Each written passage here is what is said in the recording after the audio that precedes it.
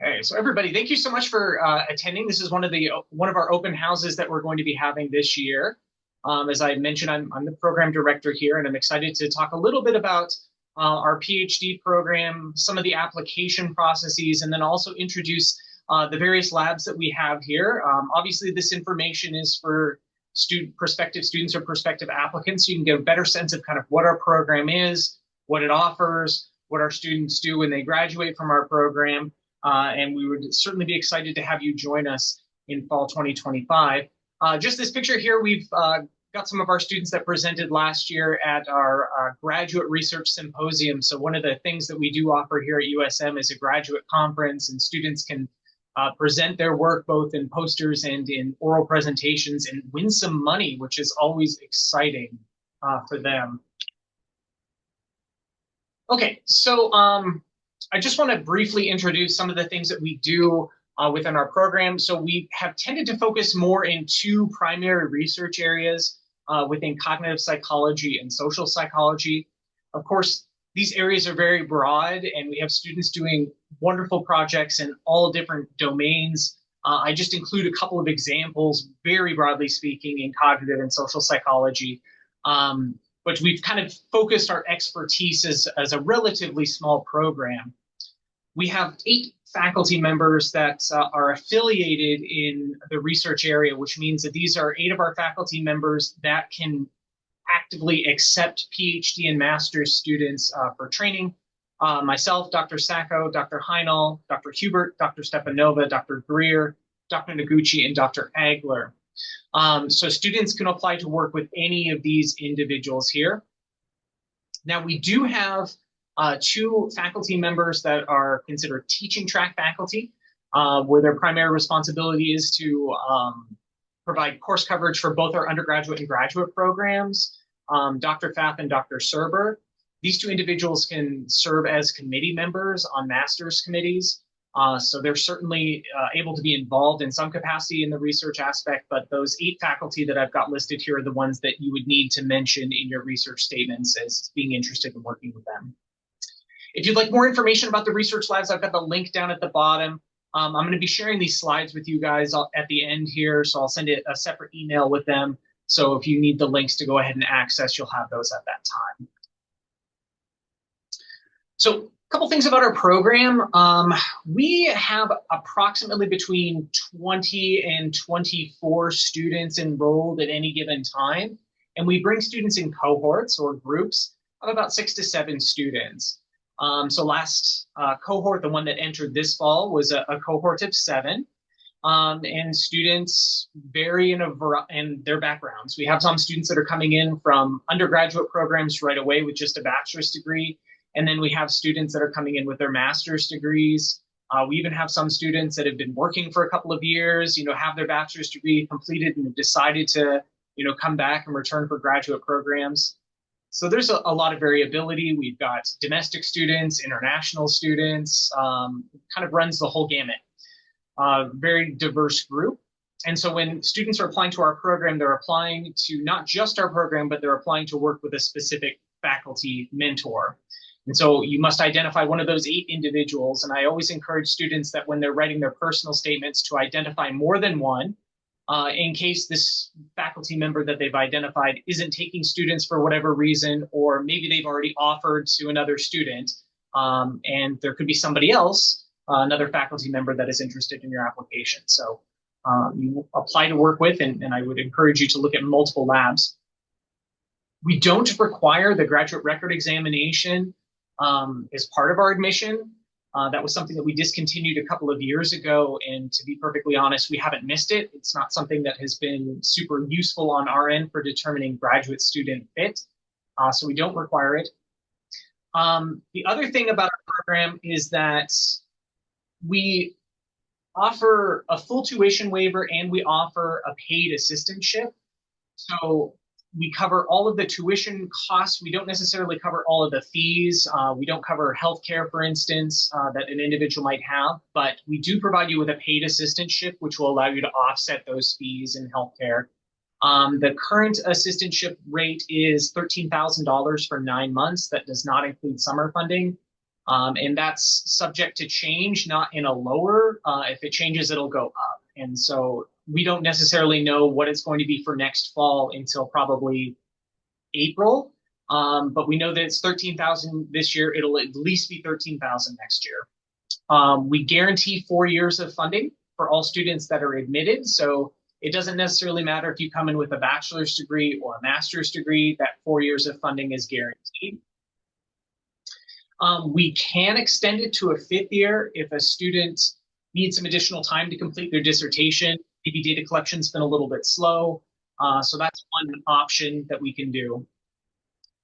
But typically we try and get our students out in 4 years. There's another link here where you can go and apply. And then the deadlines for application, we have 2 deadlines. The first one is what we call a priority deadline. And what this means is that if you have your submitted application materials, meaning that you have completed your application, you've requested your letters of recommendation, you've requested your transcripts, all those kinds of things, and you've paid the fee, we will start reviewing we will guarantee that we will review your application. So it's got to be in by the end of the year, so December 31st of 2024. So we actually start processing applications right when we return from the holiday break there. So the first week of January, we start scheduling interviews, and we even start making offers kind of like late part of January. So we continue to accept applications until March 1st. But if you're really serious about applying to our program and you want to make sure that you're being reviewed, please have as much of the materials as you can get in by the 31st. If you have like a letter of recommendation that's straggling, or maybe you've requested your official transcripts and they haven't quite come in yet, but you've made that request, that's okay. We anticipate the documents might be delayed a little bit, but that 31st, we need to have as much of your materials in as possible. The materials are pretty straightforward. Obviously, we need a curriculum vitae, an academic resume, statement of purpose. We provide some instructions in the application itself about what the statement of purpose is. You need to make sure that you identify faculty mentors, talk about how you're going to fit well within our program, talk about maybe your interest in USM and perhaps South Mississippi as a whole. And the whole purpose of that, of course, is to determine fit. You need to have 3 letters of recommendation. We prefer if your letters of recommendation come from academic sources, people who can comment your ability as a student, as a researcher if you've worked with them. That said, we do take letters of recommendation from, individuals that have been managers of your place of employment and things like that. We do need to have official transcripts from all universities that you have attended and graduated from. And if you're an international student, we do require a TOEFL or an IELTS score, which is your English language capacity. There are minimums that are set by the graduate school, but we tend to go above that. So TOEFL, for instance, is like an average of 6 on all those sub areas, and typically we're admitting students that have 7s or 8s or above. So just kind of something to keep in mind there. And then, of course, there's the application fee. The application fee is currently $60.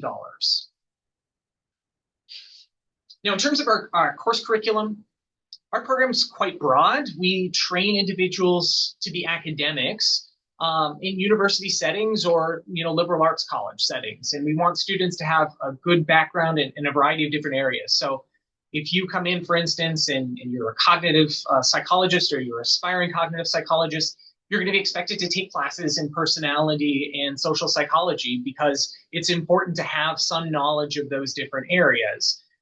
And the goal is that if you graduate from our program and you were to be hired at a university, that if somebody was to come to you and say, hey, could you teach an undergraduate course in an area that might not necessarily be in your research domain, that you would have the skills and competencies in order to do so. And so a variety of different classes is really important. We also prioritize stats and methods training. Obviously very important for experimental psychologists to have that kind of training. And so we offer 2 classes as kind of a minimum, but we've also been offering some elective classes as well that allow students to build upon those skills. And our program is, of course, a thesis-based program. We're a research program. So if you come in with a bachelor's degree and you haven't completed a master's, you'll have to do both a master's thesis and a dissertation kind of minimally. We want students to be doing other research projects, building their CV, getting additional publications, presenting at conferences, all of those things that are really important ingredients when you think about what a competitive applicant would be for an academic job position, or maybe a position in industry where you're expected to do a lot of research. And so we're not a professional program where you just go in, take a bunch of classes and graduate. You have to do a thesis and dissertation. If you're a student who is applying with a master's degree, we could potentially waive that depending upon the project. The project has to be a project that focuses on human behavior. You have to have some data. All those projects are reviewed by myself, and then we determine whether or not that's considered to be acceptable in terms of waiving those credits. So that's something that could be discussed if you were to be offered admission to our program. And then I mentioned this before, but irrespective if you come in with a master's or a bachelor's degree, we guarantee 4 years of funding for students that are admitted. Okay, so I've done enough talking now. We're going to do a little presentation here. We've got several of our faculty today that are going to talk about their research labs, do a little overview. Just even if you're not necessarily applying to these research labs, it's always good to know what kind of research is going on here within our program. Because these individuals could be potential collaborators for future works. And to kick it off, I'm going to have Dr. Heinal here present on the PAC Lab. All right, thank you, Dr. Huff. Welcome, everybody. You can see my contact information on this first slide. The fastest way to contact me is through email. I also have a website for our lab where you can see, our personnel. I have a fairly large lab, currently 4 graduate students, some honors undergraduate students, and other research assistants who are participating in lab activities. Mark, can you go to the next slide? Thank you. So our research topics involve, broadly speaking, visual and haptic perception, affordances and motor control. I was trained in the study of perception and action from the perspective of ecological psychology, which considers equally the contributions of the environment, bodily movements, and perception, and treats them as all one system. And we investigate problems pertaining to that. Affordances are our foundational concept. They are considered to be possibilities of action that we can perceive. So if you see a chair, we will investigate how you perceive whether you can sit on it, what you can do with a tool, an object, things of that nature. Our methods involve human subject lab experiments almost exclusively. That's what I do, in-person lab experiments. Sometimes we do online psychophysical measurements as well. We have a bunch of cool research tools for the last, I would say, 5 to 6 years. I have been using virtual reality systems. We have 2 Oculus headsets, 1 HTC Vive headset, several 3D printers, 1 3D scanner. We have eye trackers available for students to use and hone your skills. Next slide, please. And this is just the same thing, sort of in visual format. I would also like to highlight some of the software that we use on a daily basis for data processing, data analysis, such as MATLAB and R. You would be exposed to all of these methods. I believe in open source, so I share my code and provide you ample opportunities to learn as we go through projects. And so we are always interested in talented graduate students with some combination of these skills, or at least interest in acquiring these skills. So things like time series analysis and signal processing, digital image processing, virtual reality programming and technology, statistical analysis in R, programming in MATLAB and Python. And we basically welcome any majors if we see a good fit with GPA and other credentials, meeting our standards. My research is highly interdisciplinary. I collaborate with several members of the faculty within our program, but also outside. So I have active collaborations with kinesiology department on campus, and then also internationally at other universities and engineering schools. And so what we offer is expertise in human subject testing. I am also serving as the IRB chair, which checks every research and that is conducted on human subjects for ethics and treatment of human subjects. We offer a friendly lab environment, learning about research at the intersection of psychology and technology, and ample opportunity for networking with an interdisciplinary group of researchers. This can be considered a great preparation for academic and also industry careers in psychology, obviously, but also in engineering and computer science and other cognate areas. And here's a list of some of my output in the last couple of years.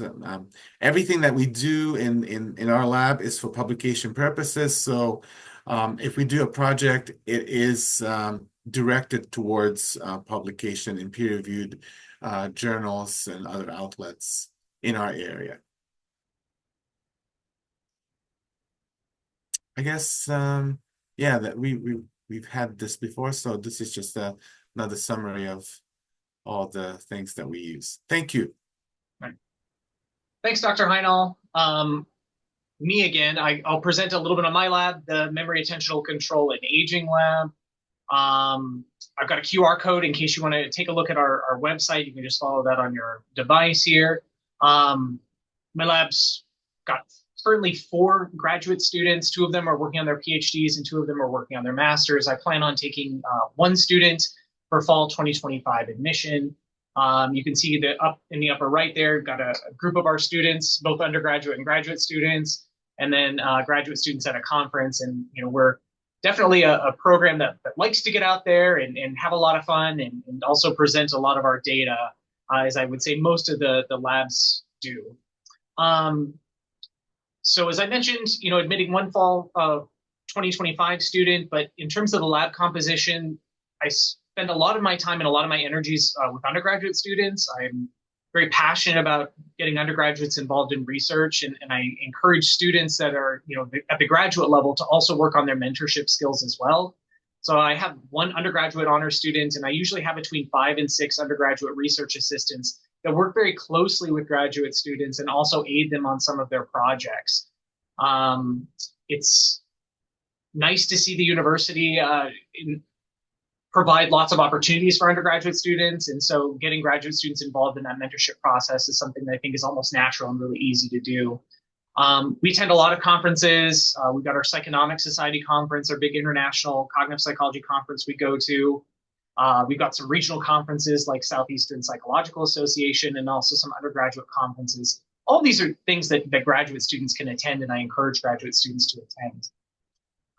And then in terms of research interests, my research primarily focuses on human episodic memory, but there's a bunch of different things that we look at. Bread and butter work that we do is some sort of false memory error work, everything from looking at things like the DRM paradigm and those types of wordless false memory illusions to eyewitness type work. And we're really interested in different ways that we can reduce them. We've been doing some work on meta-memory. You're going to see meta-memory popping up in like every cognitive psychology lab within our program. We're all kind of working on this area, which is cool. We use a bunch of different paradigms to explore meta-memory processes, looking at individual differences in cognition, looking at a factor that I call attentional control. And then some more recent work, I have a grant with Dr. Sacco looking at misophonia, which is an auditory condition in which individuals become very bothered by sounds that tend to originate from the mouth and the nose. And so we're looking at how individuals who are really sensitive to these types of trigger sounds might show cognitive impairments when it comes to highly attentionally demanding tasks. And so you might imagine that somebody that is bothered by chewing or snorting that they have a hard time focusing their attention and trying to overcome those distractors. So we're doing some work there. I've got some graduate students that are funded on some of these grant projects. And then kind of the last area that I've been looking at is some age-related and Alzheimer's-related research. And so I've got a good working relationship with one of the hospitals here in town, in which they've got a good crop of individuals with Alzheimer's disease or kind of early stage mild cognitive impairment. So we've been doing some work there, running some psychometrics with them, and also taking a look at some of the changes just over time for some of these folks. And the whole goal here is to try and develop some ways that we can measure attentional breakdowns for these individuals, particularly at early stage. All right, Dr. Sacco. Hi, everybody. I'm Don Sacco. I've been at USM since 2012. I'm going to be kind of brief here. I have a QR code that was obviously generated by my grad students, not me. So if you're interested in any content on this slide, you can learn more by going there and checking out our website. Currently got 4 grad students, one slated to graduate in May. So I intend to consider taking 1 grad student depending on our other enrollment requirements and things like that. I too like to mentor graduate students and get undergraduate students, get my graduate students involved in mentorship as well. Here's just some of our research interests that we've had over time. It's really student driven. And so we look at things like altruistic behavior and social activism, parenting perceptions, face perception. Big area right now for me is research integrity, partly because I'm currently the interim director of our Office of Research Integrity. So I got a couple students working on that research. Obviously, Mark mentioned our grant, just kind of as an indication that we collaborate within our program on not just research, but grant applications as well. I have a current award that's through the Office of Innovation Management that I think is pretty cool through NSF to stimulate research that is of great societal impact or has commercial potential. And so that funds one of my graduate students right now, and I foresee it expanding to fund 2 in the future. The nice thing about that grant is we're allowed to move that money around in almost any way we want. And about 3 million of that is to actually fund research to, we call them seed translation grants, to actually give money to PIs that are working on translational research. So I know I'm brief, but you can learn more by emailing me, checking out our website, emailing any of my graduate students, and everybody's friendly and welcoming and be happy to answer any questions that you've got. All right. Thank you, Dr. Sacco. Dr. Egler. Hi, everybody. Nice meeting you all. I just have a quick slide here. My lab focuses on examining metacognition, like metacognitive assessments and accuracy of it. We're currently focusing on reading and math metacognition, and we also do age comparisons in adults, younger versus older adults. We also have looked at and will continue to look at person variables, how those variables affect metacognitive accuracy and assessments, as well as learning. So we have looked at some personality traits, anxiety aspects, motivation, so on and so forth. We also have a project on like health risk assessments relevant to metacognition, and also risk-taking actions such as under the situation where there's a hurricane or COVID, a pandemic situation, how individuals assess their health risks and how they decide to take an action or not. Currently, we have, so my lab focus on a lot of studies that have implications related to education, learning, classroom settings. So my students, both graduate and undergraduate students, their studies included like facial processing, facial affect processing in the dyslexic population, as well as their metacognitive ability.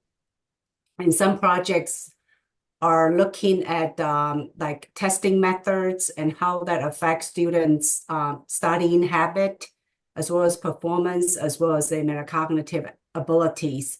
And then we also have some projects that look at students that are that have ADHD and look at how they read and if certain reading methods will help them and with their reading performance as well as their metacognitive assessment ability.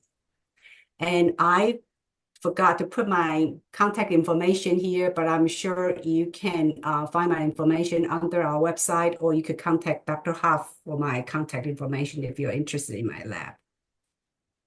Thank you. Thanks, Dr. Egler.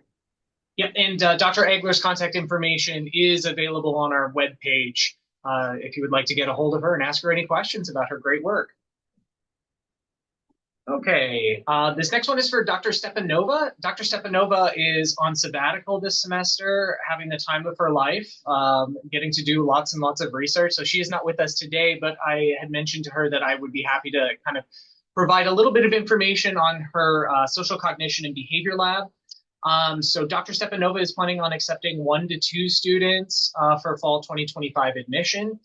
She currently has 2 students, and one of whom will be graduating this spring, which we're very excited for. So her work primarily focuses on kind of the intersection between social psychology and cognitive psychology, this area called social cognition, and she's particularly interested in implicit and explicit attitudes that individuals have about various social groups.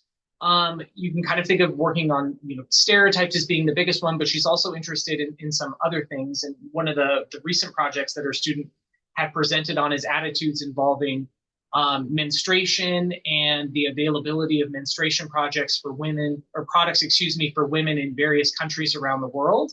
And it was an interesting way of looking at kind of the cross-cultural aspects of those attitudes and how that affects the availability of products, and how individual countries provide funding for those folks. So I've got a QR code here if you would like to take our lab website. There's some recent publications that are listed down at the bottom there. She also has some great work looking at skin tone and attitudes that individuals have just based on the color, and how you can vary that using some computer-based technologies, which is pretty cool. And we will go to Dr. Hubert's lab. All right, thank you. Yeah, so I'm Dr. Hubert. I run the Recognition and Metacognition, or RAM lab. You can just move it up a slide if you don't mind. Thank you. So we generally focus on 2 things, obviously being recognition, memory, and metacognition. So recognition, we're talking about, detecting that something has been encountered before, and that kind of extends out into a lot of different types of stimuli, whether that be words, music, faces, scenes, and stuff like that. And then the other kind of half is metacognition, right? So like Dr. Huff was saying, we have kind of a lot of people who do that sort of work here. I'm one of them as well. And this is the whole process of making inferences about your own cognition. So when you're trying to think about things like, am I going to remember this? Do I know something that I can't recall? That's the whole metacognition piece. You could just, thank you. And more specifically, though, we focus a lot on what's called retrieval failure. So retrieval failure is when you kind of, get a sense of memory about something, but you actually don't recall specifics. So a prime example of that is familiarity-based recognition. Like when you see someone or you see something and it makes it, and you feel like you've seen it before, but, you can't actually recall specifics of the prior encounter. So we kind of look at that and partially kind of what leads to those feelings and how, certain features maybe play a bigger role than others. And then kind of another piece is, how does that sense of familiarity affect us? For example, does it make us curious? Does it create illusions of recollection? Another offshoot of this is, of course, deja vu. So deja vu is, of course, a unique type of familiarity where something feels like you've been there before, but you can't really explain why, because you haven't actually been there before. So we look at that. We look at kind of the illusions associated with that. And then finally, we look at tip of the tongue states, which is another example of retrieval failure, because you feel like something is going to come to you soon, even though you can't recall it. And we'll look at lots of things related to that, such as illusory partial recollection. In terms of methodology, it's pretty straightforward, kind of in person. list learning, where people study a list of items and then they get some sort of test. We program everything into ePrime, which is relatively easy to pick up and learn. We have a full lab. I have one graduate student right now. It just started here last year. So one student right now, but a full team of RAs. And I would like to take another graduate student for this upcoming year. Thank you. Thank you, Dr. Hubert. Dr. Noguchi. Hi everyone, I'm Kenji Noguchi. So my lab is named Culture, Values, and Wellbeing. As the name suggests, so we have diverse research interests. So I currently have 5 graduate students. So they work with different type of research, but so 2 are graduating this year. So I may consider having 1 graduate student depending on the availability for the other labs. So like when I take students, so I think about their careers. So like, I'm gonna ask, so what they are inspired after getting degrees. So like many of the students, they want to pursue the career in academia, but some of them, they may work in the companies or data scientists.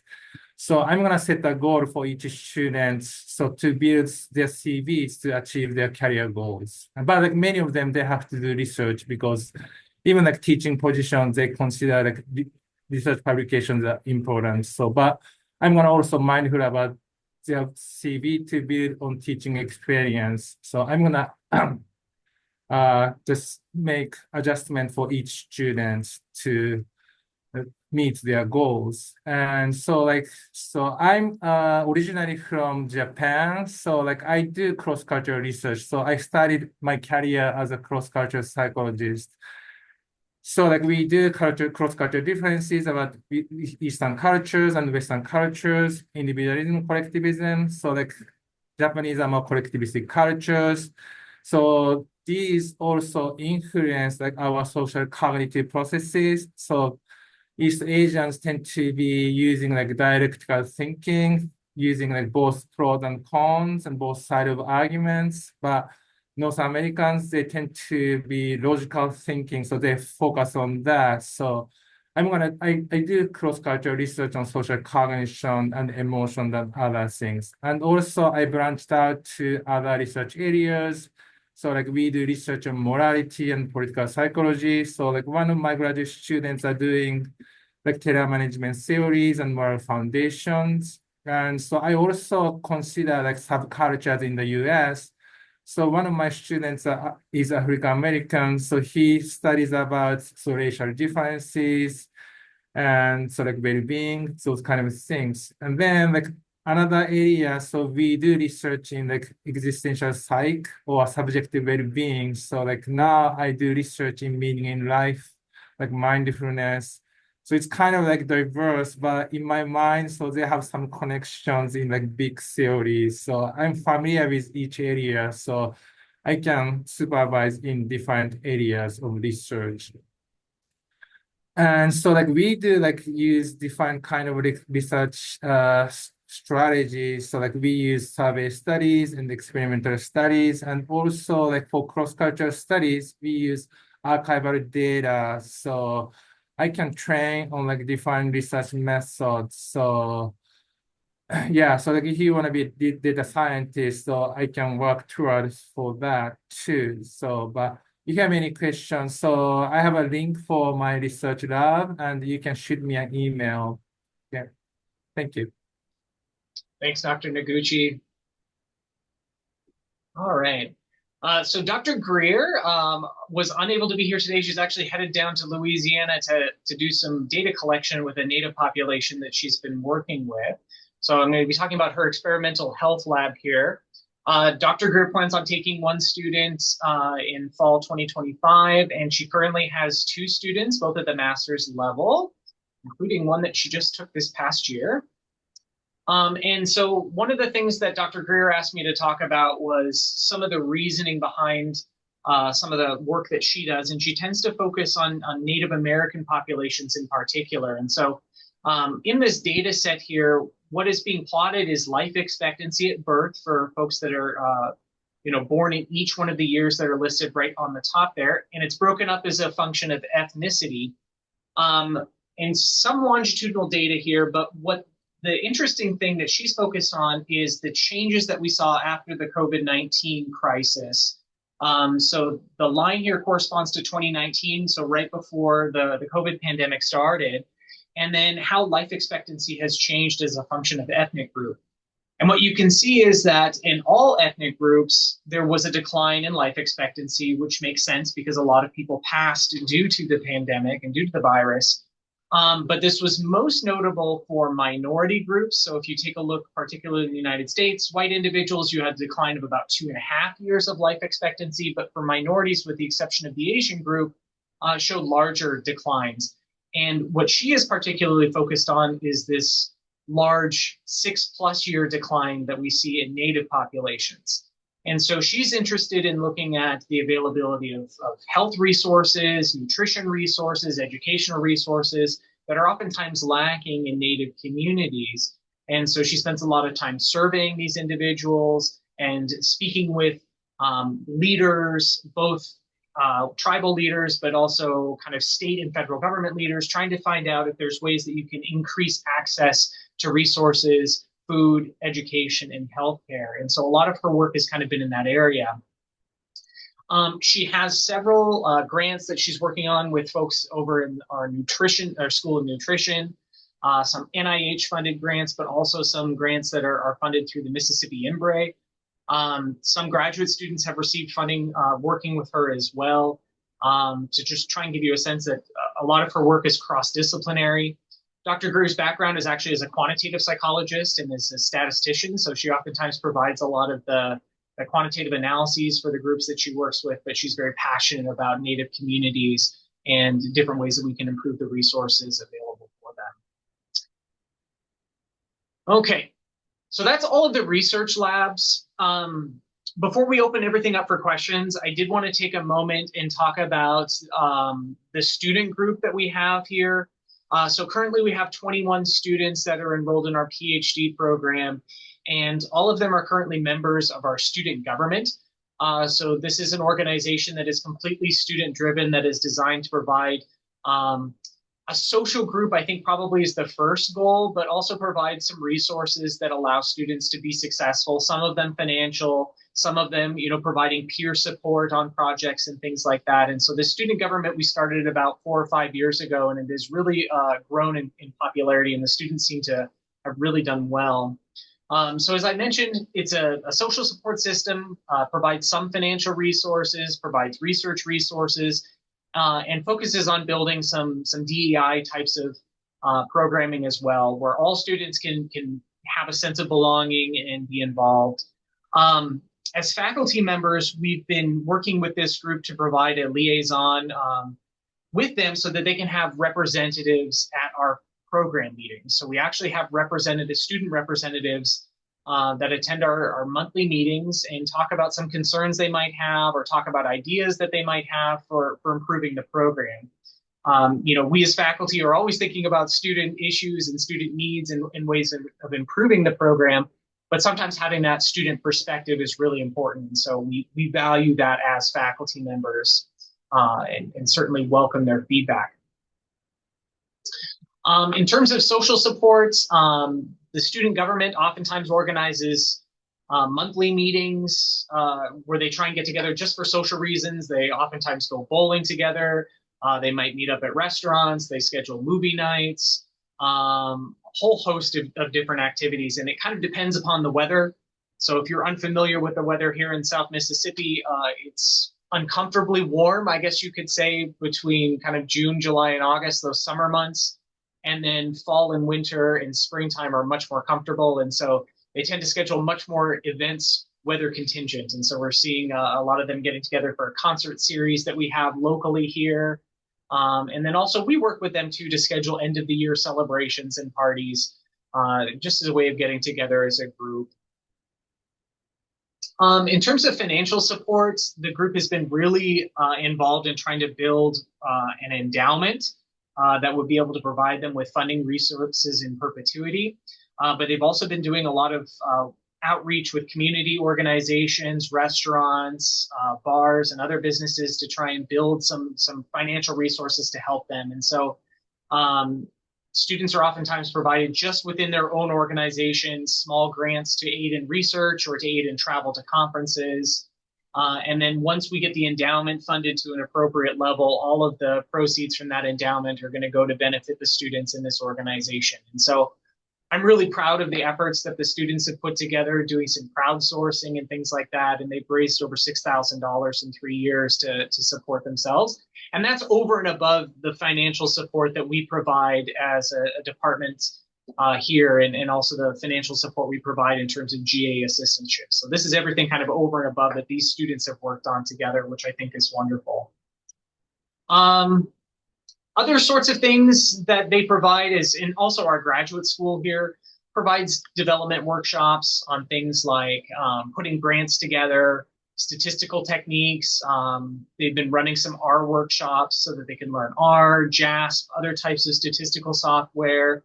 And there's a lot of resource sharing that goes on within this group. So for instance, if you're somebody who wants to apply for the dissertation grant through our graduate school here, it's a $2,000 grant that can aid students in supporting their dissertations. Well, you might not have an idea of how these are formatted, or it might be helpful for you to receive a model. And so the student government, for example, has a list. They have a Microsoft Teams account where they actually have submitted applications from other students in past years that you can go in and see these things. The NSF Graduate Research Fellowship Program, that's another major grant that students apply for. Well, there's a bunch of examples that are located in this folder, all to aid students that are in the program. So it's a really good resource and network that students can have to not only benefit themselves socially, but also professionally. And our current president is Zach Buckner. He was unable to attend today to come and talk to you guys, but if you have any questions or would like to know more about this group as a prospective student, I've got his email address here. You're welcome to reach out. Okay, so at this point, I wanted to make sure that we had some time for Q&A here. We got about 15 minutes left. So I'm gonna stop the screen share here and then just open it up to any questions that you might have as prospective students, and it can be about anything. It can be about the application process, it can be about individual faculty research interests, so that we can provide you with the appropriate information as you're navigating the application process.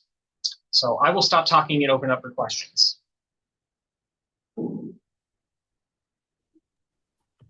Okay, I'm Mohammad Lutfur Rahman. I'm from Bangladesh, and I just completed my MS degree in psychology from University of Rajshahi, and I want to pursue my PhD from Southern Mississippi. Actually, I want to ask about my interest is on memory. My MS thesis was related to memory and retrieval practice. Actually, I already sent mail to Markup because his research interest align with me. I want to ask about the opportunity of getting fee waiver for application process, which is $60, which already mentioned by Markup. Is there any opportunity to get the fee waiver? So unfortunately, our graduate school is responsible for all the fee waivers. There's nothing that we can do. And so you can contact the graduate school and ask, but it has been my experience that they do not provide fee waivers for any applicant. I think there's some concerns about maybe favoritism or things like that, but we just don't have a mechanism in order to do that. It's outside of our control. The graduate school is the one who handles that. So you're welcome to contact them. Their email address is located on their website and ask about it. But like I said, that's just been my experience in the past, is there hasn't been any fee waiver support, unfortunately. I got it. Thank you. Yep. Hi there. My name is Kashyap, and I am a master's student here at Illinois State University. My question was more so with regards to well, if I wanted to do research, say, in 2 different labs, and I wanted to expand beyond what I already specialize in, are there opportunities for that? Would I be able to work with multiple mentors, or is it more so a stick to one lab kind of situation? We strongly encourage students to work with all kinds of mentors within our program, and not just within experimental, but maybe you have an interest that overlaps with one of our faculty members in our applied programs. We have 4 PhD programs in the School of Psychology. So it could be that there's a link there. In terms of like the actual mentorship, you will be assigned one mentor officially, and they're responsible for kind of the paperwork and everything like that. So that individual is going to need to be involved in every single project. But if I have a student who comes to me and says, "Hey, I would really love to do this project with Dr. Sacco. I've been chatting with him on evolutionary psychology," I'd be like, "Great, go talk to him. Absolutely, I'm happy to help out however I can." But any way that we can encourage students to broaden their research skills and broaden their experience, we are all in support of it. We don't typically have students that are being co-mentored by multiple faculty, and that really is just kind of a paperwork thing. The graduate school is really designed that way, but in all intents and purposes, you can certainly work with other individuals. Thank you. You're welcome.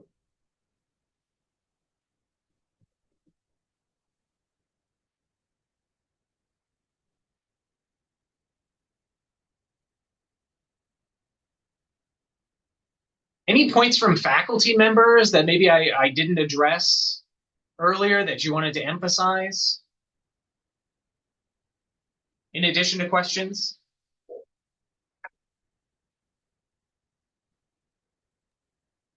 I just say, personally, I think a lot of graduate students or people applying to graduate programs are always concerned about how well prepared they are in terms of statistics, methodology. And my personal opinion is anybody can be caught up to speed on those things if they put enough effort in. What I'm most interested in is enthusiasm. That really is what predicts matriculation through a program, is someone who's genuinely enjoying doing what they're doing. And this kind of speaks to Dr. Huff's comment on collaboration across labs. I'd much rather my student enthusiastically come to me and say they're interested in something somebody else is doing, because that means they're going to take initiative. And I think where the unsuccessful students are those that disengage, maybe they get bored or things like that. And so, having enthusiasm for what you're doing can overcome a lot of the things you think may be shortcomings coming into a program. Great point.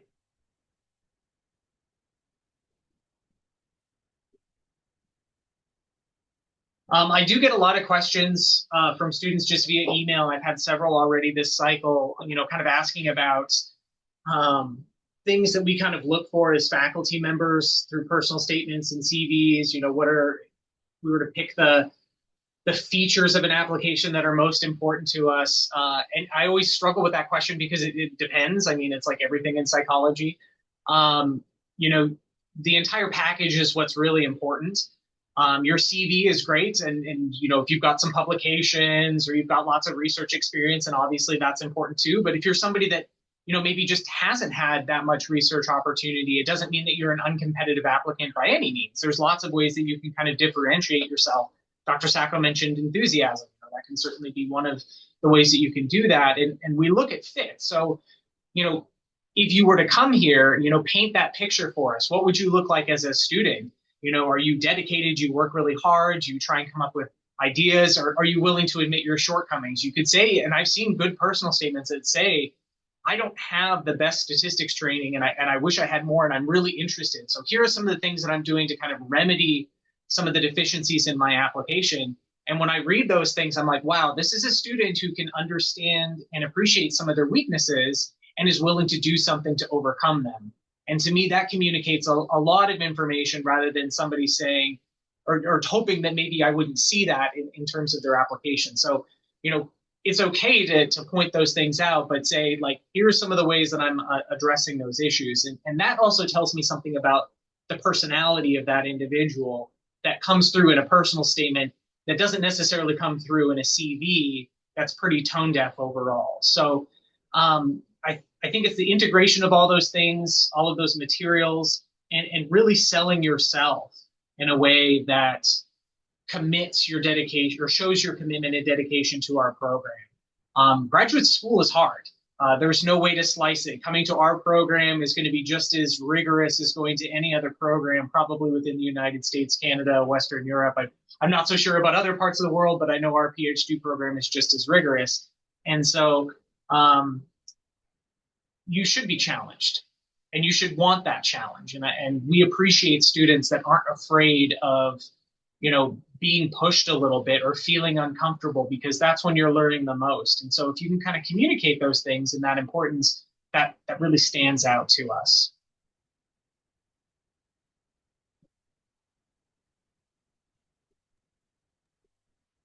I was wondering about, you had mentioned about like the yearly stipend had room to increase, but I was also wondering about like things like travel grants and other resources for students. Do those have room to increase as well, or are those kind of at like a fixed rate? So we have a program through the graduate school to apply for travel awards.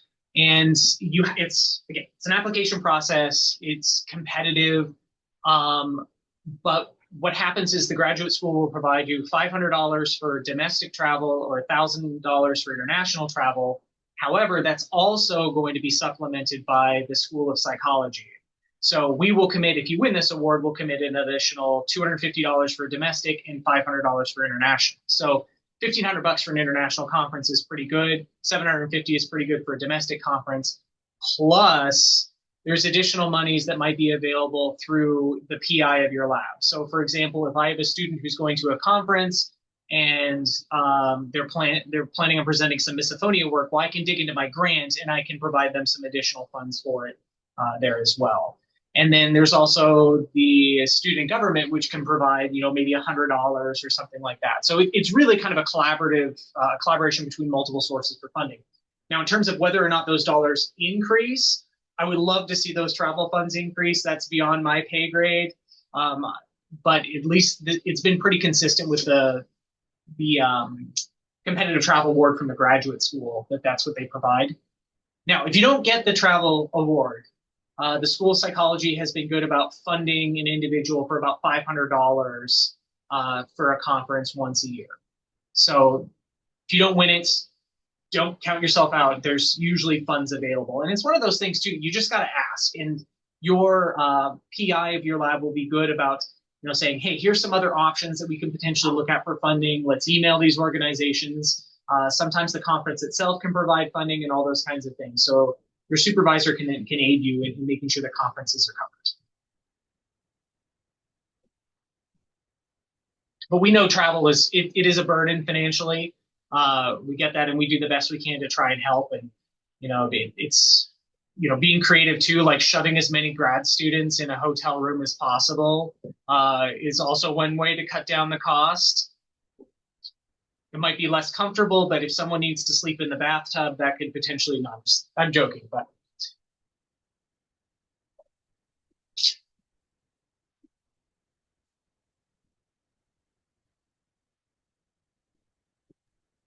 I want to just add, I agree with everything that was said before, and I also want to highlight one aspect that I care about above and beyond everything that was said, is that chances are that you're going to be joining a really active and busy lab with lots of more senior graduate students and also undergraduate students. So there will be opportunity for honing your leadership skills eventually. First, you're going to be assigned, at least that's how I work in my lab, assigned to a more senior graduate student to work with them on some projects, to learn the procedures and how things are done in the lab. And then you can also be supervising undergraduate research assistants. So it goes both ways. I believe in teamwork, so I believe in good collaboration, and I demand of students good communication skills, open communication between peers, and also between faculty supervisors and students. That just makes for a good working environment. There's no perfect experiment, there's no perfect procedure. If you make a mistake, that's fine. As long as we know that a mistake has been made, we can fix it. So don't try to kind of just not be forthright. It's okay. It's a process, and we can work with you as long as we know where to fix things, and we can fix things along the way. That's just how the messy process of research is, and you just have to embrace it. But we offer a very supportive and collaborative environment. Agreed. Thank you. Okay. So for international students, so like our program, so we currently have, I think, 4 or 5 international students. So so you want to be mindful about the process of getting visa. So it's gonna take time, but eventually, yeah, you have to get acceptance before starting process. But you wanna do homework, and then you wanna show that you are aware of this process taking long, and then that may be helpful for us to know too. So.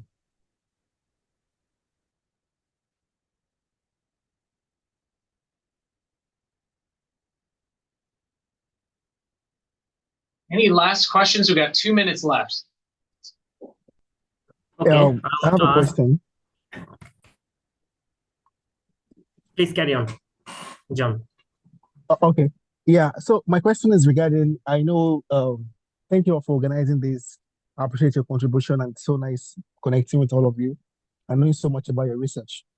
So the question I have is regarding our research methodology. I know there are some tools within the lab, such as 3D, such as some other things. But I would like to ask, like, beyond those methodologies, those tools, those research facilities available, are there any other facilities available within the institution that grad students could actually work on based on their projects? Probably maybe like EEG or fMRI, stuff like that. Thank you. So we do not have a bunch of neuropsychology going on within the School of Psychology here. So we do not have access to an fMRI scanner. We do have some EEG that's going on in one of our clinical labs. We primarily focus on kind of behavioral measures. Dr. Heinel, I know, has got access to an eye tracker, so we do some eye tracking work there. But it's in terms of some of those like scanning methods, PET scans, those sorts of things. We don't have a medical school here, which is really the big limitation for a lot of those more expensive pieces of equipment. I should say also that some of the clinical psychology labs have access to physio equipment. So basic heart rate monitoring, skin conductance, galvanic response, and those sorts of things. It is possible to get access to those. It just has to be sort of requested and organized. There are resources. Let's for. I know we're asking a question here. Okay. Yeah. My question was, can a student collaborate with other lab students? Like, if I join in your lab, can I collaborate with other labs like Dr. Alan Hasnell or Donald Sacco's lab student, or with Donald? Can I get opportunity to work with Donald Sacco? Oh yes, absolutely. Yeah, we encourage it. So any way that you can get additional research experience, I think every one of our faculty members is 100% in support of that. Yeah. Okay. Thank you. Absolutely. All right, so we are out of time here. I just want to thank everybody for coming to the open house. So I'm going to post this on YouTube. It'll probably take me a little bit of time to upload it, but I'll also send out the slides in the YouTube link so that you can revisit these. And if you have any other questions, I'm your contact person, so feel free to send me an email. We also have the graduate school as well. You're welcome to contact them. And we're here to assist you. Thanks for your time. Thank you. Thank you.